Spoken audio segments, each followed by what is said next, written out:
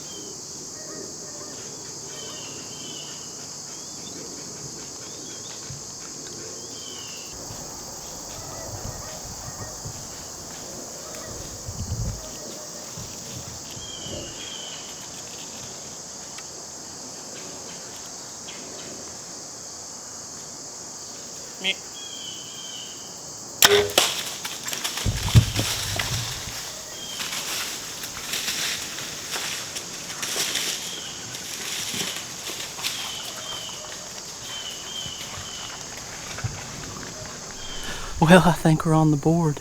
That shot didn't look that high. I'm pretty sure she went down right over there. I did the same thing. I think I had the same tree last year. I spawned a doe to start the year, but we'll take it. That shot looked pretty good. It's just a little high. She was at like 28 yards. I didn't even move my 20-yard pin. I just held it, up in her a little bit. That's the same doe I've been seeing. And she is so cautious. She's even blown at me once. That's good. We're on the board. Well, hopefully we're on the board, but it sounded like she crashed over there once she got through the field. Alright, well, we made it to the bottom of the tree here. I went ahead and tore down my set because I don't think I'm going to set this tree in the morning, but got everything packed up here. I don't know if you can kind of see. And Logan offered to come run the camera and help me, but I didn't want to drag him all the way out on a work night to help me get this doe. But I'm going to go over here to impact and then probably drop my stuff somewhere right here on the edge of the field, and then hopefully we can recover. I'm a little nervous on the shot, but hopefully it was good enough, and with any luck, she's not going to be too far here.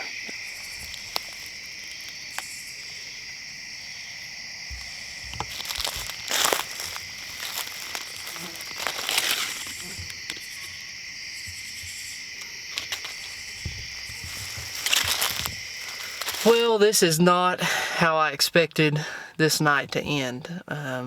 We don't have a deer, no recovery, and I don't think we're going to recover her. Picked up blood pretty quick and took it about 250 yards straight line distance. I don't know, I didn't have my track on to know exactly how far it was, but I did the straight line and it was 250 yards. And she never once slowed down. She was at a good clip the whole time. There was no beds, didn't jump her. And I ended up having to call it off when I got to about that 250 yard mark and was crossing into another property. And she hadn't even shown any signs of slowing down or that she was hit pretty hard. But I went back and looked at the footage again, and the arrow enters really high, like backstrap high. And it exits really high and close to mid-body. And I just don't think that we got anything vital. If we did, I think we clipped like maybe the very top edge of the liver. But I don't think that we did. And it's tough. There's no guarantees in bow hunting. When I saw that arrow hit and her reaction, I thought she was going to be laying, you know, less than 100 yards down the trail, and that's just not the way it goes. And it's tough, not the way you want to start, not the way you ever want to hunt to go. But I'll probably look for her again tomorrow for a little while if I can get permission from this other landowner over here. But most likely there's not going to be a deer that gets recovered on this hunt, and that stinks. But we're going to try and get back after it. It's late now. It's almost 10 o'clock. All right, everyone, we are back at it. It is September the 29th. I shot that doe last night and spent a good while looking for her, tracked her a long ways and wasn't able to recover. And I didn't hunt this morning because of all that. And we're going to get back at it this afternoon because I have to go back to work tomorrow. And it always stings to lose a deer. I'd been on a really good streak going into last year of successful recoveries, but this is 2 in 2 years that I have failed to recover.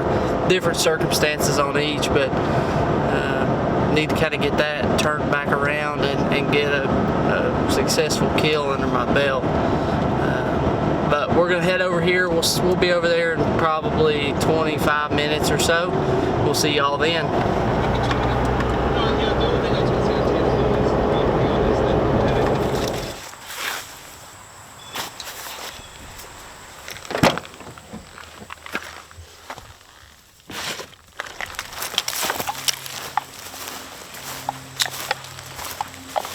Alright, I've picked a tree.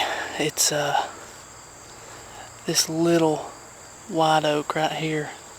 I'll show you in just a second, but I need to stay on this side of this cattle fence. This cattle fence runs up through here. Because if you stay on this side of it, it's darker in this timber, and it just gives you a little bit better concealment. But I'm going to hang in the little tree, that way I can shoot on all sides real easy in the saddle. And then I've got cover from the bigger tree and a little sapling growing up beside it. It should work out real good. I'll show you real quick.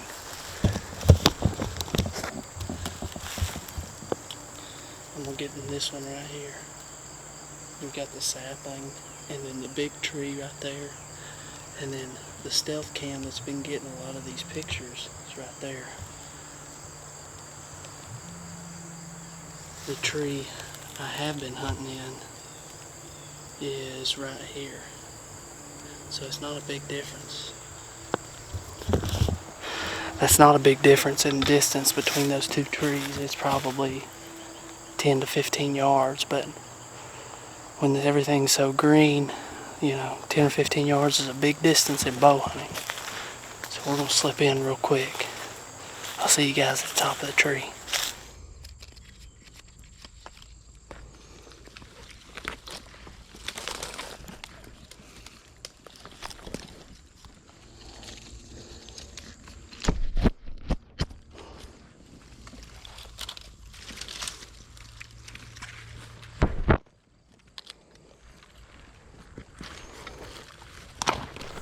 we made it up into the tree. I'm still setting stuff up, but it's not even 5 o'clock yet, so we're doing pretty good on time.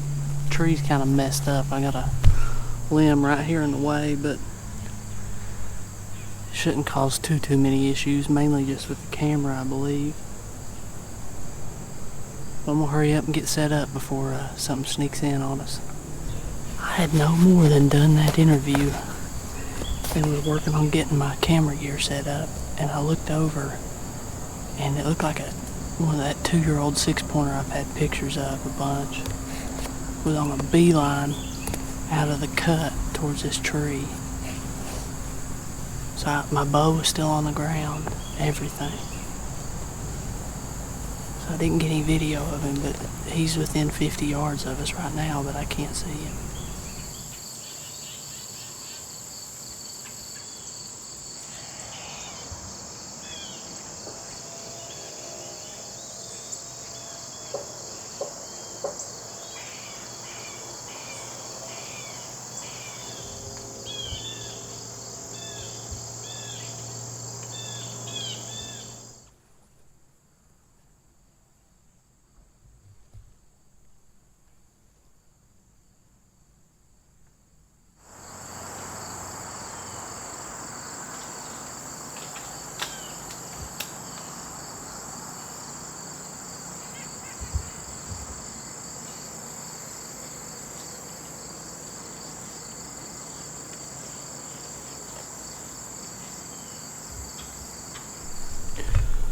Well, that sucks.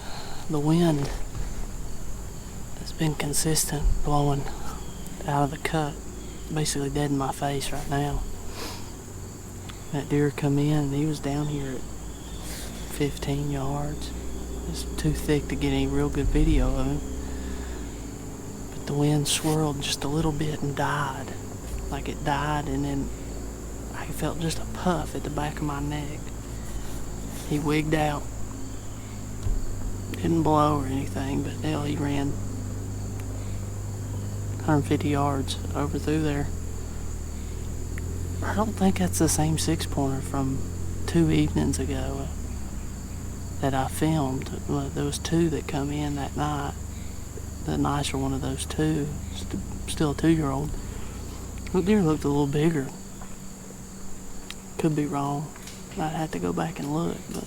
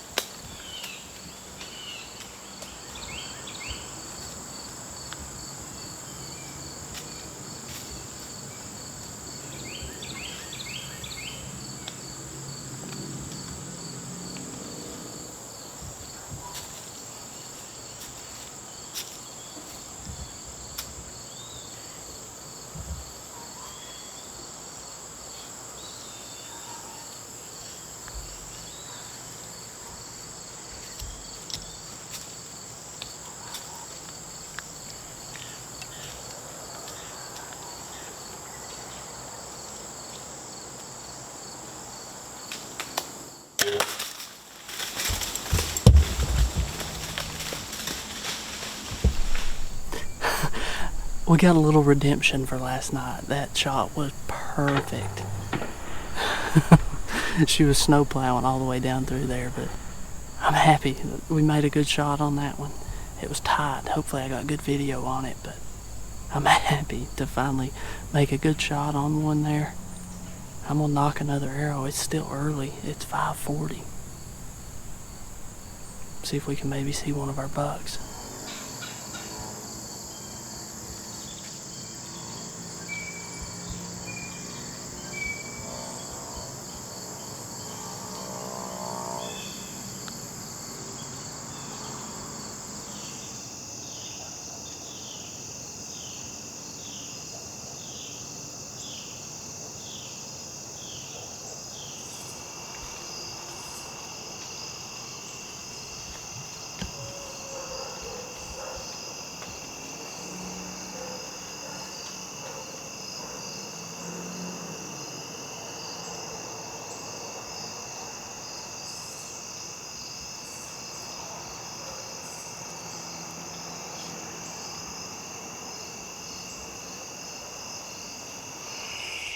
Holy cow, what a hunt. I ran out of daylight there, but the lead buck in that group of shooters, that bachelor group that I've watched all summer and that I've been looking to see, I just heard a footstep and I turned around and that deer was at like 15-20 yards on the other side of where I shot this doe. And I don't know if it saw the lighted knock or what, but he was coming right to the base of my tree. And he just kind of turned around and went around me. But I wasn't able to get much footage. I got just a little bit. But he was always the lead deer in the group of those deer. I don't know if the other ones were behind him or what.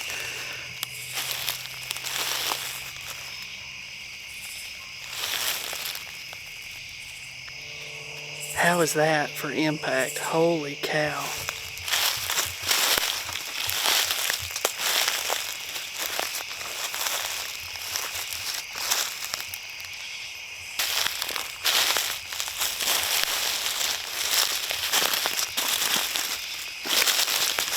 Right there she is.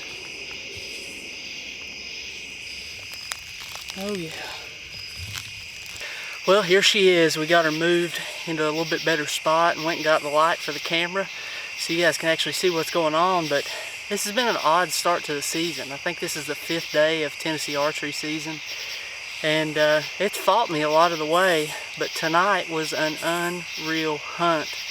Saw 7 different bucks, including one of my shooters. Had the shooter at like under 20 yards and just didn't have a shot. It was really thick, as you guys could tell, you know, where I shot this doe at. Just with all the leaves being green, you're limited on shot opportunities for sure. But we're in a race against the heat. I'm gonna get her cleaned up and get her to a cooler. But until next time, bow hunt or die. All right, lots to talk about here. So first of all, congratulations to Matt. A successful doe harvest, obviously on that second shot, perfect. I mean, and Matt called it, right? Like blood on impact was pretty amazing, you know, and you can see he's shooting white wraps, white fletchings when it passes through that deer. When you've got just that bright red, when it comes out the other side, just nothing but red and you cannot see white anymore, you know it was a good shot. So congrats to Matt on that second deer. As far as that first one goes, man, I gotta tell you, I was thinking the same thing that I'm sure everybody watching this video was thinking. Dead deer, right? I saw the shot, I kind of saw her go down. She looked like she was struggling, and then she gets up and miraculously kind of runs away, and you're thinking, all right, this deer's toast. You know, right behind the shoulder, maybe a touch high, but it didn't really look bad.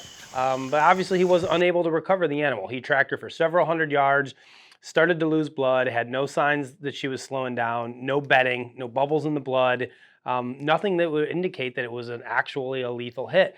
Went back the next day, looked a little bit more, unable to recover the animal. So what happened, right? On a shot like that, like what in the heck happened? And I have a theory, and that's all that it is a theory, because until somebody shoots that deer or maybe sees that deer and is able to verify this, it's really all we are ever gonna have, our theories and ideas of what we think.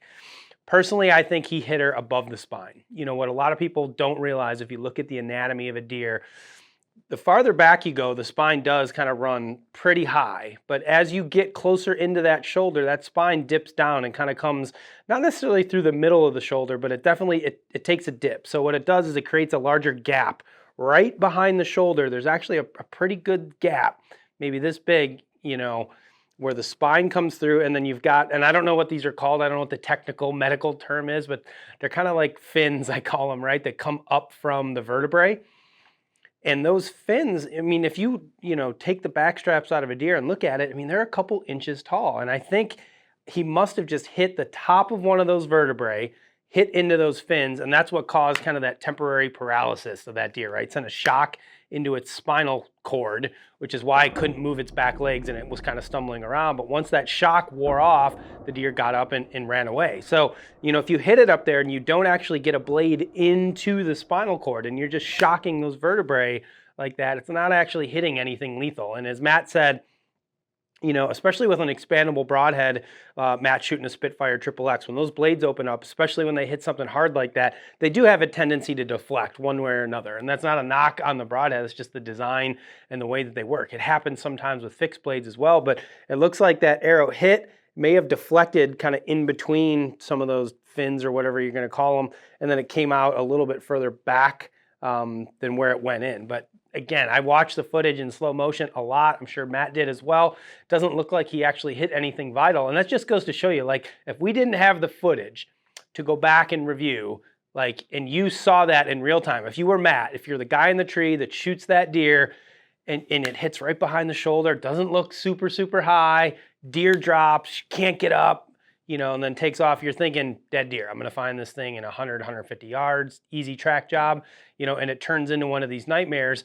A lot of people, that's when the conspiracy theories start coming out. Oh, it was my arrow, or it was my broadhead, or I hit the void, or whatever people want to call it. I think the reality is, in this case, he probably just barely missed her spine on the top, which is why we saw that temporary paralysis. Again, that's just my opinion. I'm sure you guys have your opinions as well. Some of you probably think the deer's dead somewhere.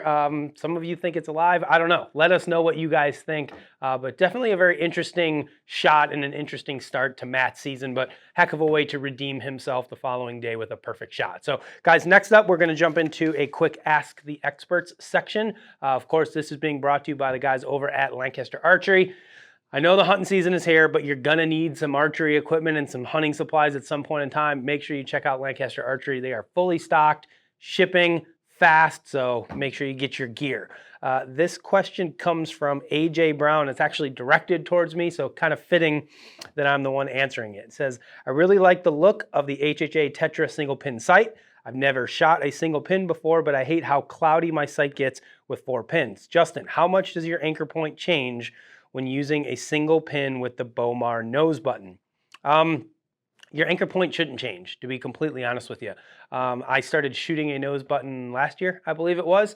And the premise has always been, at least for me, when I anchor, I was always touching my nose to the string anyways. So my nose button is just going right where my nose always touched the string anyway. So it doesn't actually change my anchor point at all. So hopefully, if your bow's set up properly, you got the right draw length, the right anchor point already established, you really shouldn't have to change anything, whether you're going to a single pin sight or adding a nose button onto your bow. I typically shoot a single pin sight. I was shooting a multi-pin when we went to Colorado for our elk. I will probably switch back to a single pin now that I'm home for whitetail hunting. But yeah, I mean, you really shouldn't have to change anything as long as all of your equipment is properly sized and already set up for you.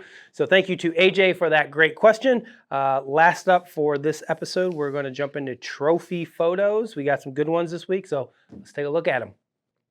Addison Kurtz, Grayson Steinweg, Jay Kosian, Jessica Berry, John Ashley, and Josh Adams. All right, congratulations to all of our successful hunters out there who sent in their photos for this week's show. This is a hard one. I'm going to say it's a tie. We're going to pick 2 winners. We're going to give it to Addison Kurtz and Grayson Steinweg. We're going to give it to the kids this week.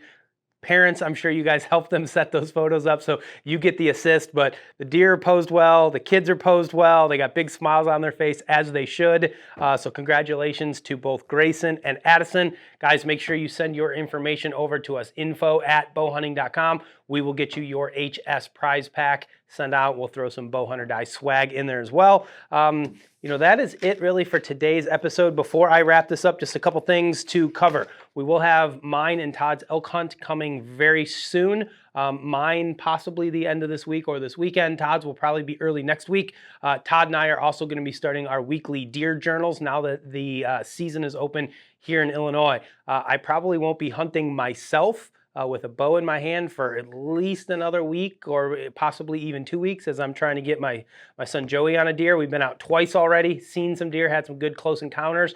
So be on the lookout for those weekly deer journals from Todd and myself starting next week. Last thing is, if you guys haven't already done this, make sure you go to bowhunting.com, get your archery workshop mat for your archery shop, for your garage, for your workbench. These things are awesome.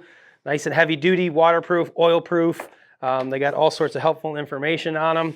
And they're just really good ideas to have. And if you're looking for holiday gifts, they say everything's going to be out of stock. So start ordering now. So if you're looking for a good holiday gift for your dad, your brother, uncle, your hunting buddy, or you want to just tell your wife, hey, I need one of these for Christmas, make sure you go to bowhunting.com/gear, get you one of these. That's all I got for today. Thank you everybody for watching. Tune in next time right here on Bowhunter Die. Well, just the normal Civil War reenactment, I guess. I don't know what else that would be, but interesting nonetheless.